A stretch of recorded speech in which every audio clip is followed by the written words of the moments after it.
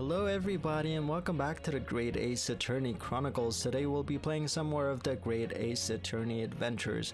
And last we left off, we managed to sway the jury's vote, and now 4 of them have changed their mind and are back on the innocent side, so we can continue with our trial. And we were introduced to this cool jury cross-examination gameplay, and we can pit members of the jury against each other, which is really cool. And we got to examine the crime scene and various pieces of evidence.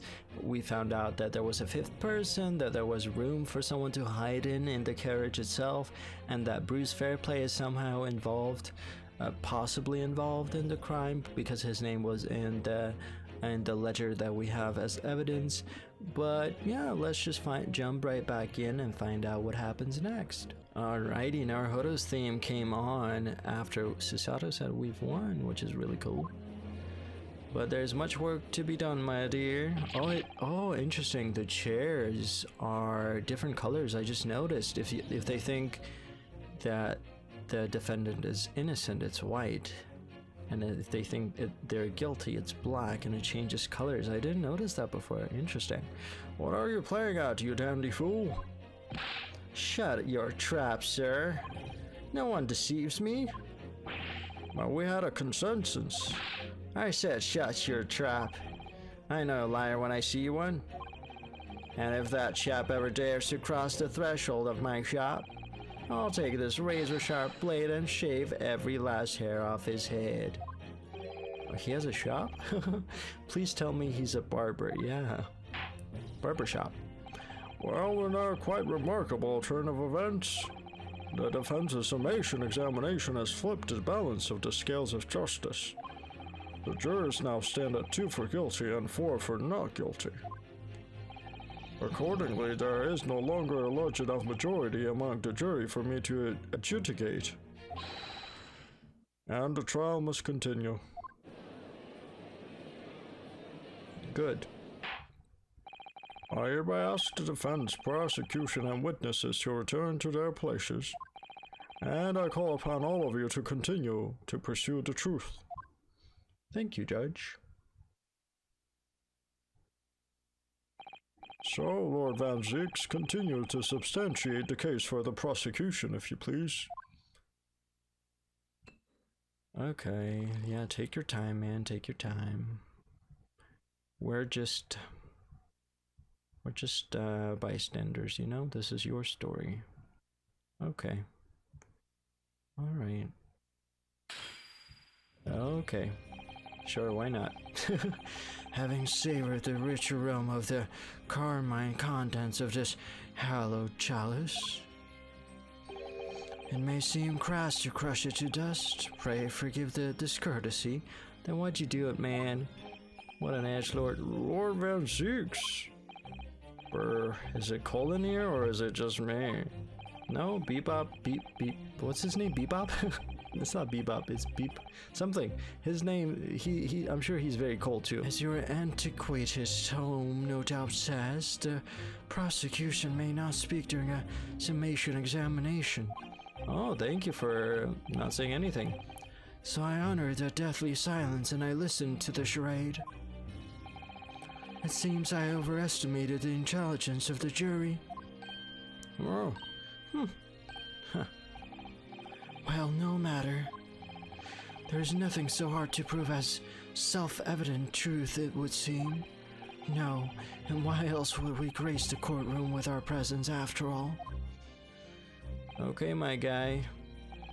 So, let us proceed to the next round of battle. I'm sure he's got a sword too, I just noticed. Bring forth the witnesses once more. He is a vampire no more, that's for sure.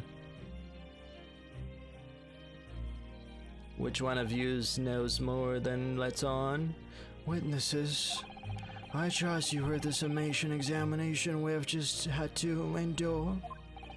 Oh yes, sir, that I did, sir. Of course I heard it. Oh yes, sir, I heard it. You, sir, on the end, the coachman. I believe it's Bebo.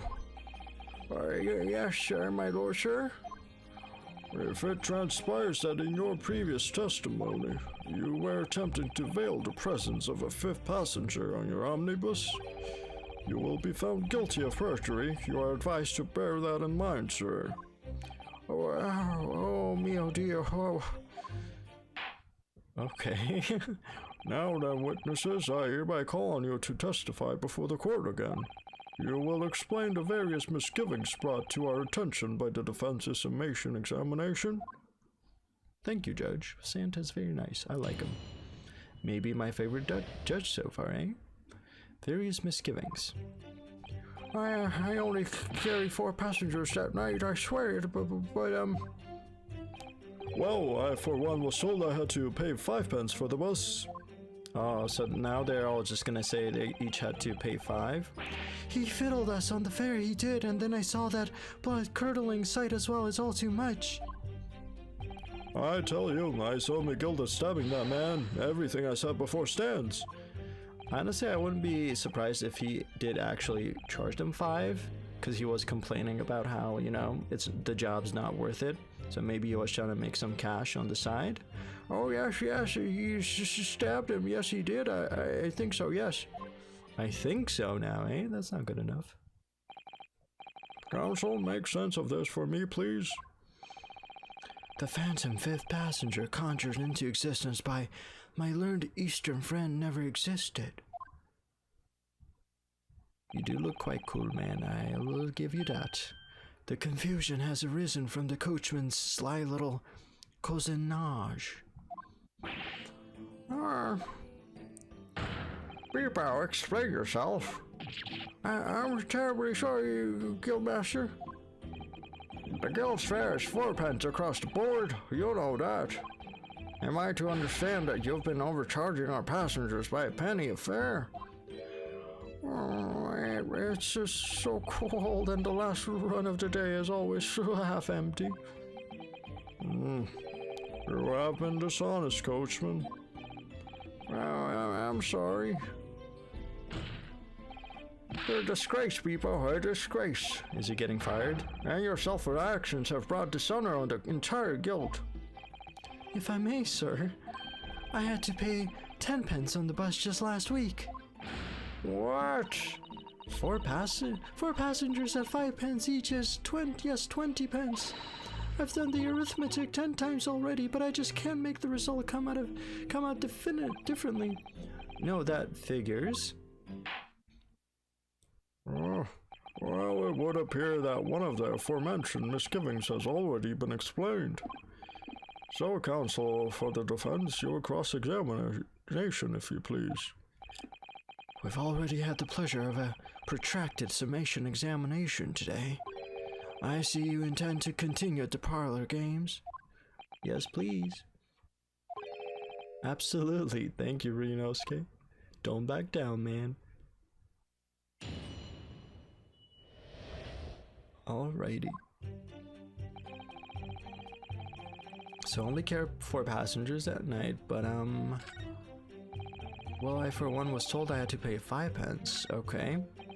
He fiddled us on the fare, he did, and then I saw that blood-curdling sight as well. It's all too much. How about... I tell you, I saw McGilda stabbing that man. Everything I said before stands, so we'll push on that.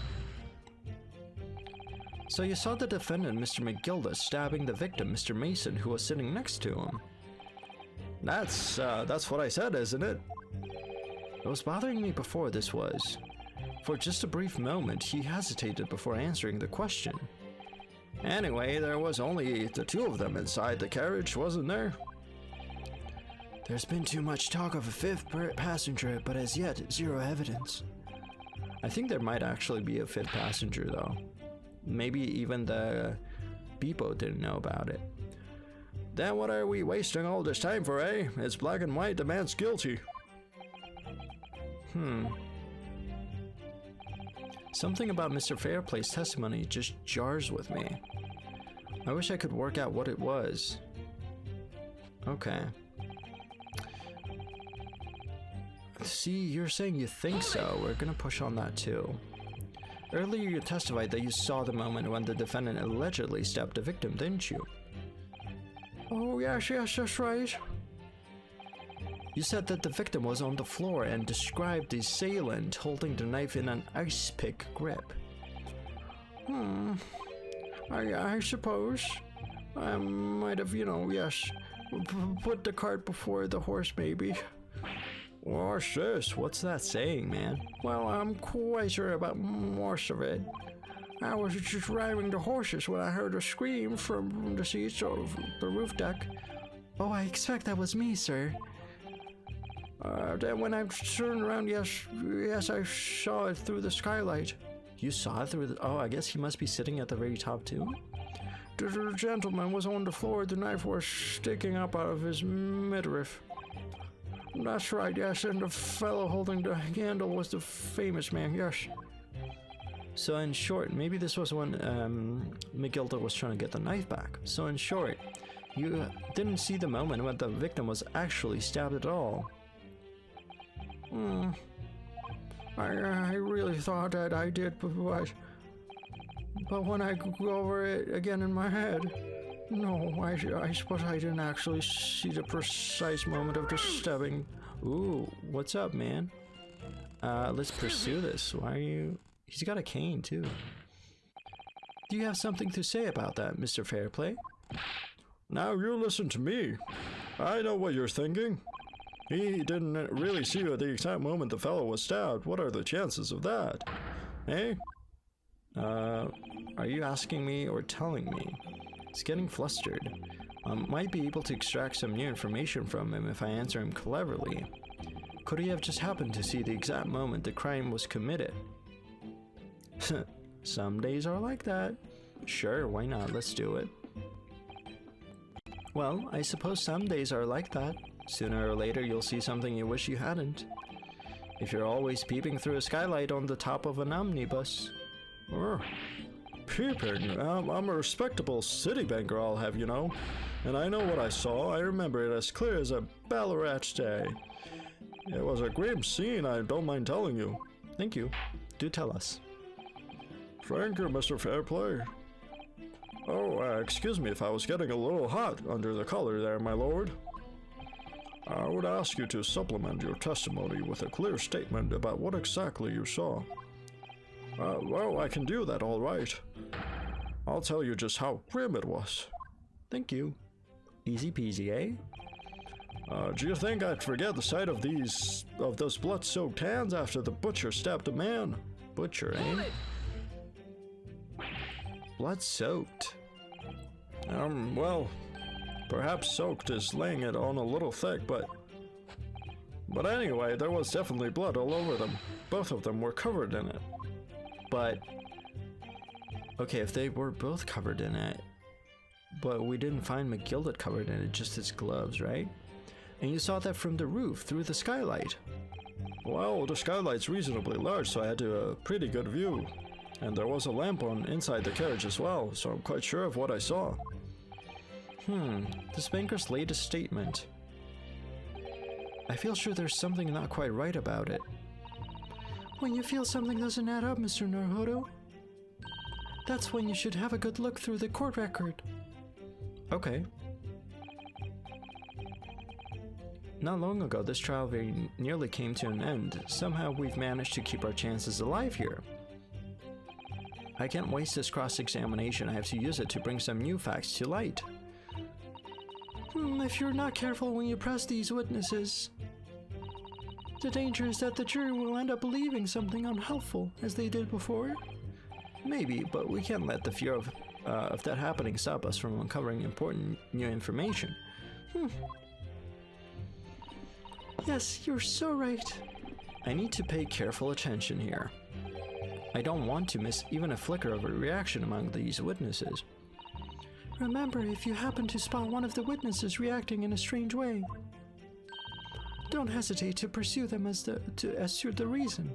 Yep, we know that. Don't worry. Okay, so he does say blood-soaked hands, but the hands were not hands, they were gloves. I'm thinking that's what we present here, possibly.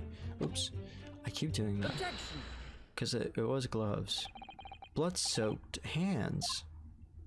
Well, I admit that soak might be laying it on a little thick, but But anyway, there was definitely blood all over them. Both of them were covered in it. Well, I'm very sorry to disagree, Mr. Fairplay, but that's more than a little peculiar. What? Here are the gloves worn by the defendant, Mr. McGildet, on the night in question. Oh, yes, right. And there certainly does appear to be a sizable dark-colored stain here. But as I'm sure you can clearly see, it's only on the right-hand glove. Okay, man, that's not edible. Don't do it.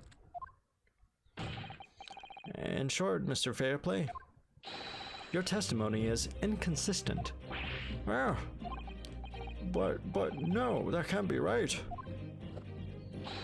Yeah, so you're the liar here, Hein? That's right, you were quite clear about it. You said, it was both hands. Thank you, jury. Mr. Fairplay, if your last statement was a lie, it calls your entire testimony into question. You say you saw the moment the victim was stabbed, but is that really the truth? Objection! Van Zeeks is not happy, man. It was a simple mistake. You can't just justify accusing this man of lying. I'm kind of on your side, too. Yes, it wasn't both hands, it was only one, but the fact remains. The victim's blood was on the accused. Objection! No, Mr. Fairplay categorically stated that he saw blood all over both hands, which means there's a strong possibility that this witness was deliberately trying to mislead the court. Ooh, fair enough. Fair play. Why? I'm a city banker, for pity's sake. My word should be the gold standard. Okay, Mr. Monopoly. I'm a gentleman, not some gutter snipe. Upstanding members of society don't prevaricate. He's claiming to have no reason to lie. But is that really the case? Mr. Naruto, if we had some evidence to explain why Mr. Fairplay might be lying, it could turn the tide in this trial completely. We do have that. The ledger. Something to show this man has a compelling reason to lie in his testimony. I have evidence, I do. My lord? Yes, counsel. The defense is ready to present evidence. By Jove, are you sure? Yes. Evidence that will clearly demonstrate why Mr. Fairplay had reason to lie in his testimony. Ow. Very well. I hereby call on the defense to present its evidence. The evidence that demonstrates a motive for the witness's alleged deception of the court. Right here, man. Take that! Take that. This is a list of the debtors who owe money to Mr. McGildet. Yes, a list of innocent victims crippled by the accused's extortion. The point is, among the names of these debtors is your name, Mr. Bruce Fairplay. What? Mr. Fairplay, are you currently indebted financially to the accused? No, well, it's barely worthy of being called a debt. Well, that is... I don't think you can be a witness if that's the case, man. According to this ledger, you owe 20 guineas. Not an inconsiderable sum of money, wouldn't you say? I wish I knew how much that was, really. Well, what of it? Let's suppose Mr. McGildet were to be found guilty of murder. What would become of your debt in that case? These documents state that the loan agreement is forged between two individual parties. Therefore, were the creditor the defendant here to be sentenced to capital punishment, all outstanding debts which were owed to him would be annulled. They would cease to exist. See? Not good. Cease to exist. Mr. Fairplay, is it not the case that you claimed in your testimony to have seen something you never in fact saw, in a devious attempt to annul your debt of 20 guineas to the defendant? Yep, you got, man. So we're only gonna have two witnesses going forward. Or die, or die, or die. Why do you say order like that, man? Okay. Mr. Bruce Fairplay. Yes, my lord. Let me ask you again, and be aware that your answer may be the most serious implications upon your future, sir. Did you or did you not see the precise moment in time at which the defendant is alleged to have thrust the knife into the victim?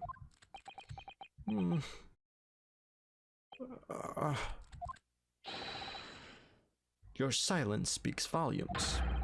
You did not tell the truth in your testimony.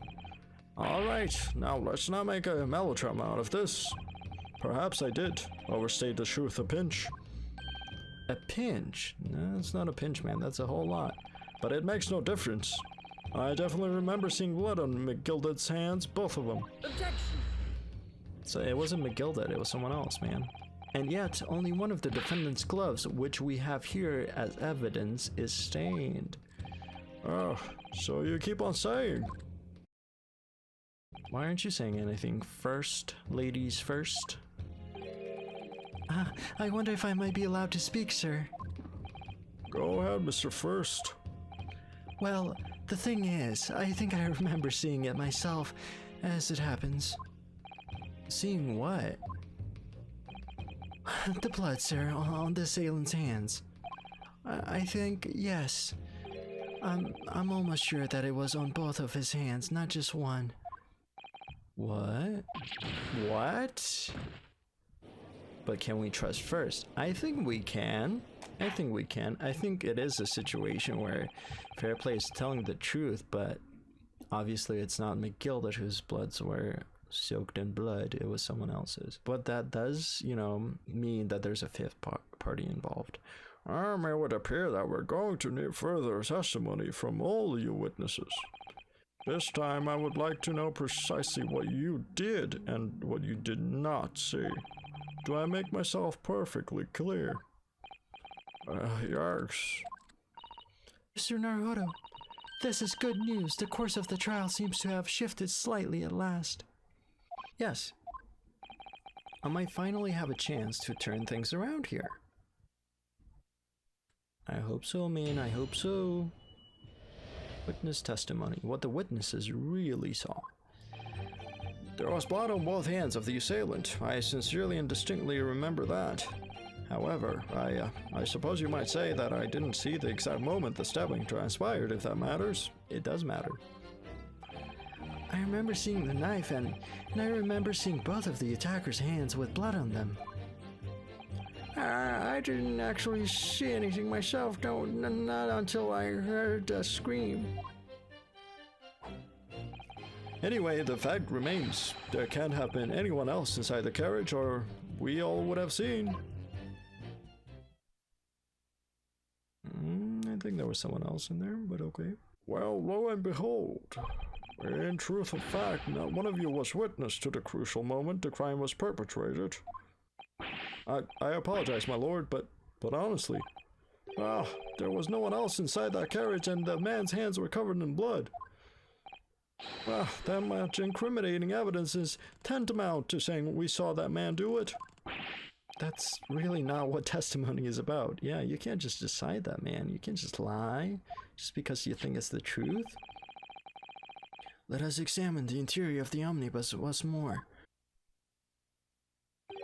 The victim's fresh blood is clearly visible on the seat, corroborating the witnesses' accounts. In other words, there is no substantial nor significant change in the facts of the case. Very well. Your cross-examination, please, counsel. Thank you. Yes, my lord. Let's see. What seemed off in that new thing. I guess Beepo can just be brushed aside because he didn't really see anything. There was blood on both hands of the assailant, so we're gonna push on that because I want to know more about that. No, the evidence tells us otherwise. We have the gloves the defendant was wearing on the night in question in the court record. I'm well aware of that, sir, but nevertheless, I know what I saw and I stand by it. The man had blood on both his hands. He's defiant even in the face of hard evidence. He's steadfastly refusing to admit that he might be mistaken about what he saw, but why? I think we might be the mistaken party here, but let's see.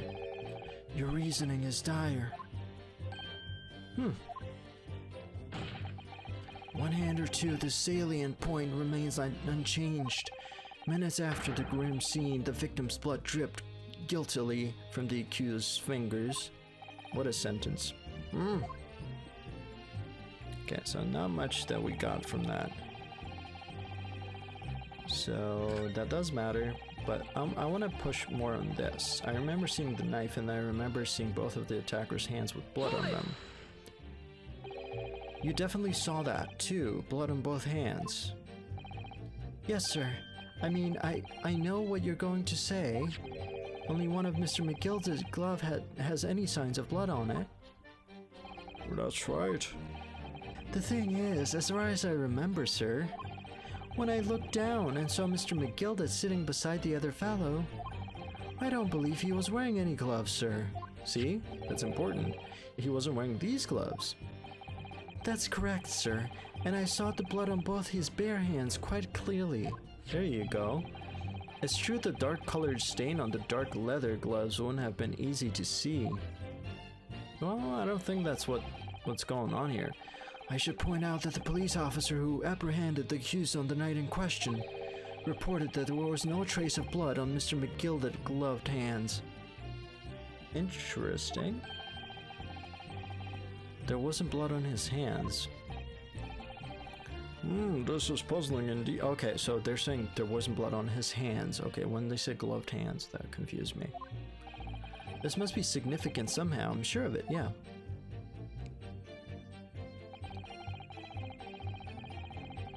Okay, I didn't see anything myself. Well, we don't know that. Let's push on that.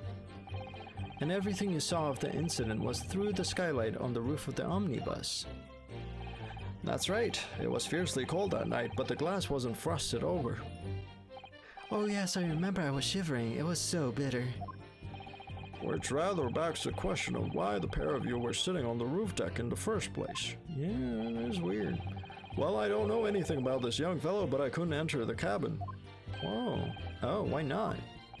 It was locked from the inside. I tried knocking, but no one opened the door. Interesting, weird. It was locked. That's right, and it's a public bus service. For pity's sake, that's not what I call fair play. Well, you can call yourself that, sir. Oh yes, I had exactly the same experience. I tried knocking, but the gent inside just gestured at me to clear off. So I had no choice but to climb up to the roof deck and look down longingly into the warm cabin below. Well, I can assure you I wasn't just looking down, I was glaring long and hard. And that's precisely why I can tell you with absolute confidence that if there was anyone else at all in that cabin, I would have noticed. Unequivocal, I would say.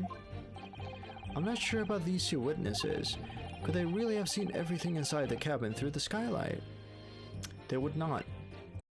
Because their vision is obstructed. Allow me to confirm one thing, Mr. Fairplay, like you can't see on the other side. And you can't see their faces. They talked about that earlier. You were riding this omnibus and witnessed the events in the cabin through the skylight in the floor of the upper deck, is that right? That's right, yes. In that case, there's a portion of the cabin interior that would have been out of sight from you. What? By golly, really? Well, obviously you guys know this. Obviously at this stage we can't say for sure. You can get on top of the omnibus and check. But this possibility cannot be denied. That at the time of the incident, there could have been another passenger in the enclosed cabin of the omnibus. Objection! Definitely. Enough hypothetical meandering, my Nipponese friend. The prosecution demands that you substantiate your claims. After all, the scene of the crime is here in the flesh. Yes, so it's very easily verified. Very well, I will uphold the prosecution's demand. You will identify the area on this cross-sectional plan of the omnibus. The part that they cannot see.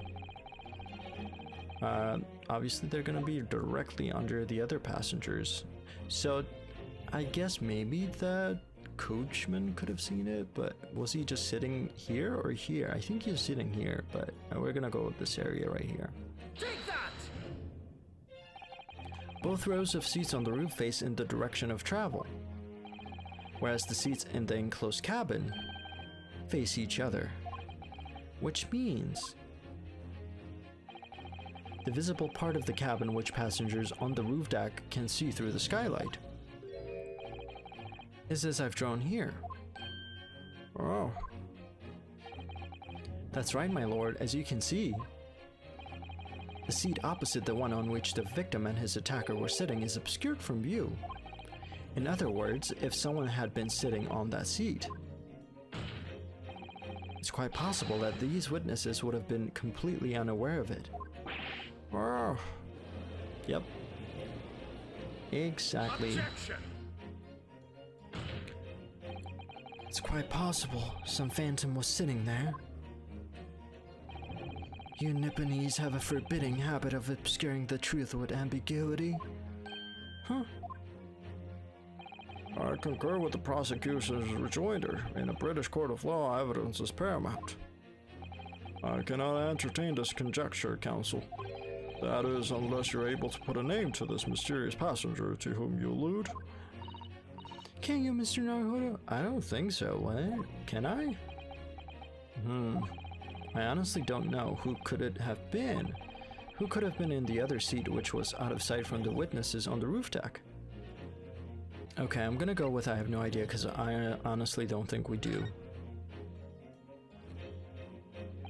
Ugh, I have literally no idea.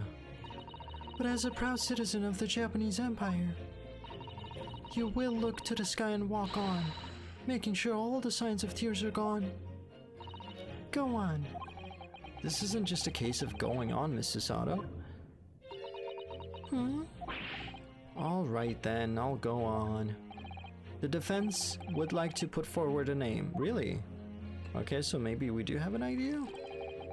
You're a fool. That response was a desperate attempt by a man who has no notion of his own limitations.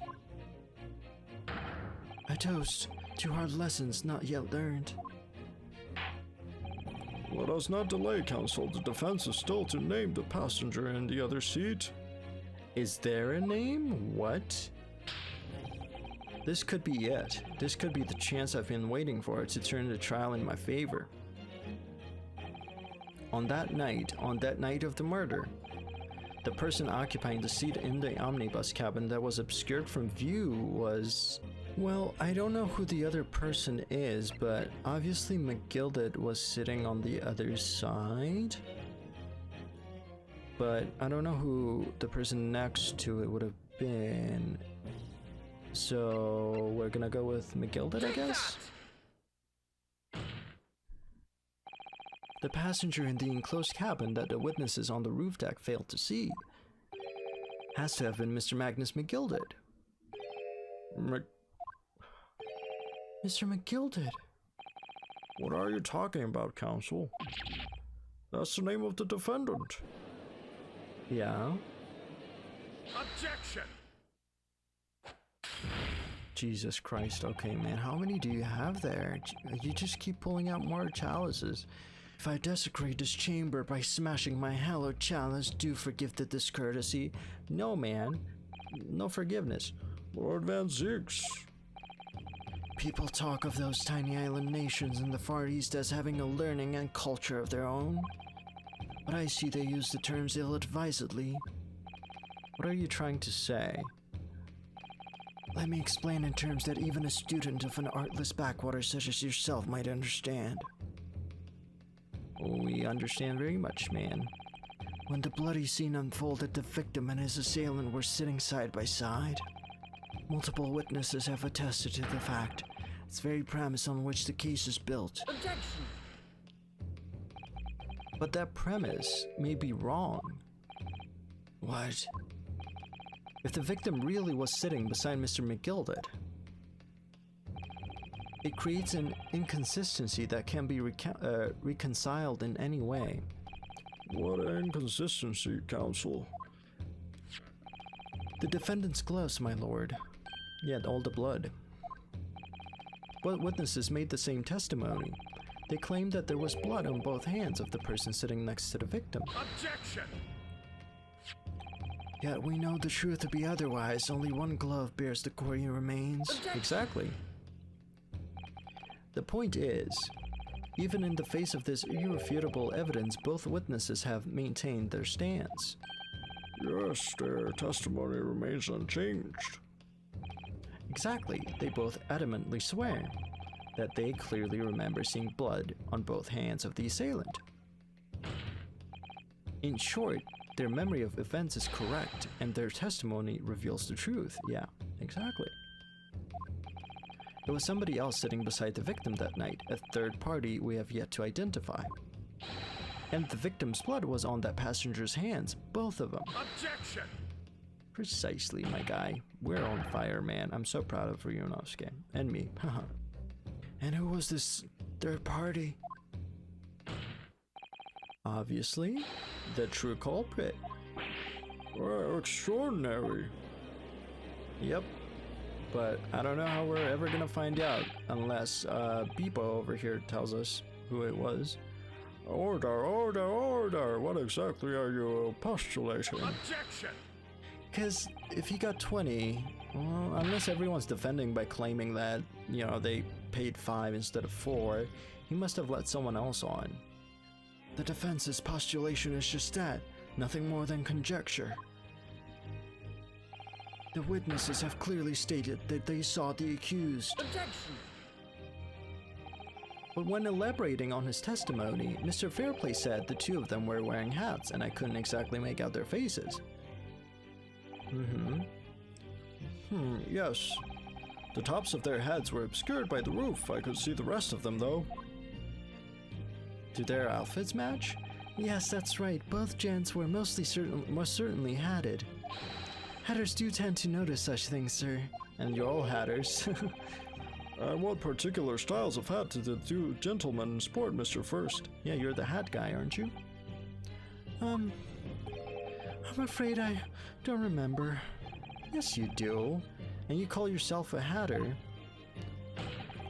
The style of hat makes no difference. There was no third passenger in that cabin. How can you be sure? Beepo? Because if there had been, the accused Mr. McGilded would undoubtedly have offered to depose the fact. Maybe he didn't. Oh, I was gonna say maybe he didn't know. Which I think could still be the case if he was drugged and then he was put in, like pushed aside, or he just dozed off and didn't notice. But then the guy couldn't have come out of the cabin itself. There's a lot of variables here. Unless that is, you are proposing an even more preposterous explanation? That the accused failed even to notice the presence of the true culprit in the very cabin in which he traveled? Yeah, could be possible. But again, I don't know how he would have gotten out of that hiding spot, because McGilded was sitting on it. And if he did get out of that hiding spot and say McGilded was drugged or whatever, fell asleep and he got out, pushed him off or whatever, I think the people up top would have noticed. And Mr. Mason surely would have freaked out or said something, you know, unless Mr. Mason recognized the person. Unless they were in cahoots all along and Mr. Mason knew he was gonna die there for some reason, he wanted to be part of it.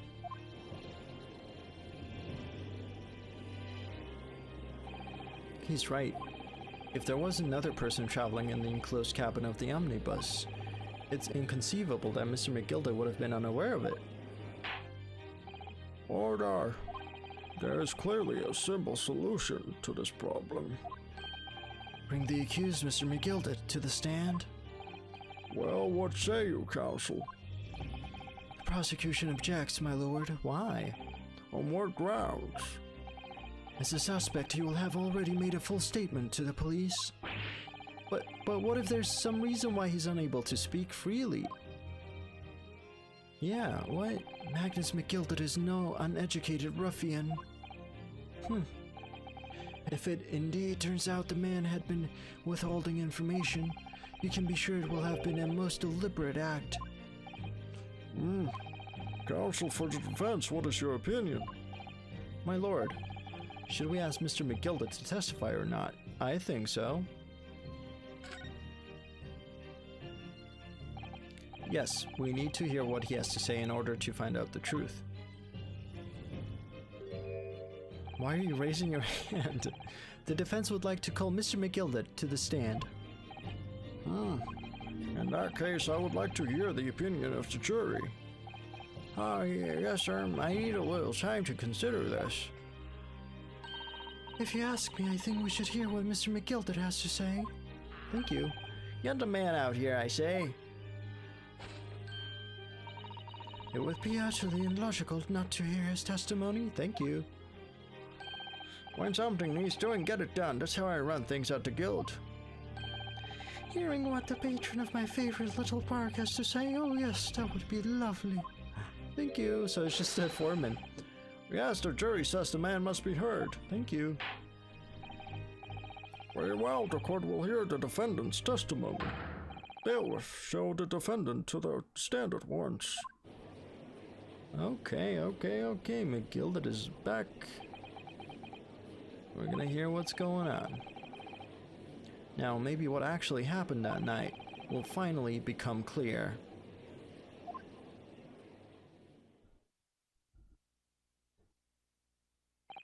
Let proceedings be resumed. Well, I think we're gonna have to end it there, guys. Interesting stuff, man. We got to hear some more from the witnesses, which is always fun, and we kind of now know that all of them, kind of lied. None of them actually saw what happened, but we did get a fact straight that the killer had both hands bloody. So, and obviously Mr. McGilded over here only had blood on one of his gloves because he was trying to get the knife out. I'm guessing it was his knife still. And whoever it was must have been hiding under the seats where McGilded was sitting. I don't know how that guy got out of the hiding spot without McGilded freaking out or Mr. Mason freaking out. McGilded was probably already fast asleep for whatever reason. Maybe he was drugged, put to sleep, whatever. For Mr. Mason not to say anything is strange. So maybe it was orchestrated by the culprit and Mason. Maybe Mason knew he was willing to die for this for whatever reason. But at that point, I don't know why not just kill the guy. So I really don't know why Mason was the one targeted out of the two. Because I'm assuming the culprit has a bone to pick with McGilded, but for whatever reason didn't want to kill McGilded. But yeah, I'm glad we got that cleared up. Now we know for a fact that there was another person, as I suspected, and we still don't know if people's lying and people just people didn't know that there was someone else in the cabin all along, which I don't know how that's possible, but maybe. Anyway, thank you guys so much for watching, and I'll see you in the next one. Bye bye.